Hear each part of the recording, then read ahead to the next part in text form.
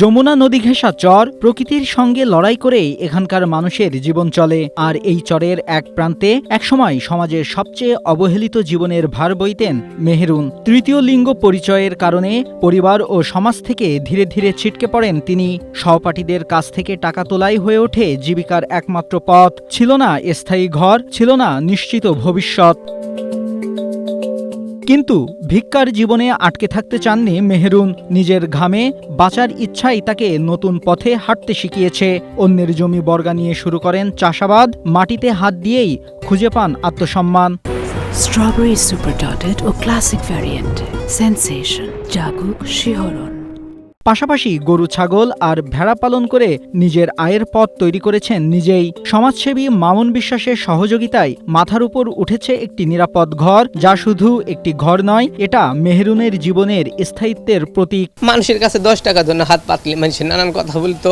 এখন এই যে আমি কাজ করে খাইতেছি, নিজের শরীর পরিশ্রম করতেছি, এতে আমি খুব ভালো খাইতেছি, ভালো চলতেছি, মানুষ আমাকে ভালোবাসতেছে, অনেকটুকু আমি ভালো নিজেই ভাবতেছি, লোকজনও আমাকে অনেক সম্মান করতেছে। এটাই তো ভালো, একটা স্বাভাবিক জীবন থাকাই ভালো।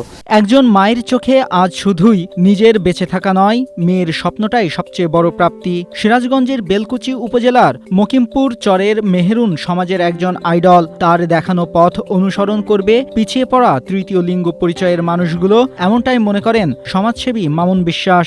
আমরা যখন তার এই কষ্টের জীবনটা জানতে পারি, তার বাড়িতে আসি, বিস্তারিত দেখে আমাদের অনেক খারাপ লাগে। ফেসবুকে একটা পোস্ট দেয়, খুব দূর তো দেশ এবং দেশের বাইরে থেকে সবাই মিলে 1,14,000 টাকা পাঠান। সেই টাকা দিয়ে একটা রঙিন ঘর, মেরিনের পড়ার টেবিল, চেয়ার, পোশাক সহ খাদ্য সামগ্রী, 2 বছর চাল, ভুসি, যা যা লাগে, একটা মাছ, মাংস আজকে তুলে দিয়ে এলাম। পাশাপাশি ওয়াফা আপু ওনাকে প্রতি মাসে 1500 টাকা দেবে, যে টাকা দিয়ে মেরিনের লেখাপড়া করতে পারবে। এই গল্প শুধু একজনের নয়, সম্ভাবনার গল্প। সহানুভূতি দিয়ে নয়, সুযোগ আর সাহস দিলে মেহেরুনের মতো মানুষরাই পারে সমাজ বদলে দিতে।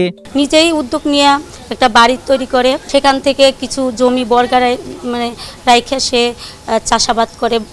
চাষাবাদ করে জীবন চালাইতে পারে। জমি জমা বগরা এনে সে আবাদ বসত করে খায় এবং তা করে কিছু দেয়। প্রশাসন বলছে সম্মিলিত উদ্যোগ থাকলে মেহেরুনের মতো আরও অনেক জীবন বদলানো সম্ভব। আমাদের মেহেরুনের যে ফিরে আসার যুদ্ধটা, এই যুদ্ধ দেখে যেন আরও এরকম অনেকেই তৃতীয় লিঙ্গে যারা আছেন তারা যেন এরকম সামাজিকভাবে নিজেরা আত্মনির্ভরশীল হন এবং প্রতিষ্ঠিত হন, সে বিষয়ে আসলে আমাদের সব পর্যায় থেকে সকল মানুষকেই কাজ করতে হবে। মকিমপুর চরের মেহেরুন আজ আর করুণা চান না, চান সম্মান, সুযোগ আর স্বীকৃতি। আর তার মেয়ের চোখে ডাক্তার হওয়ার স্বপ্ন। এই গল্প মনে করিয়ে দেয় একটু সহায়তা, একটু মানবিকতা আর সম্মিলিত চেষ্টাই অন্ধকার জীবনকে আলোর পথে ফেরাতে পারে।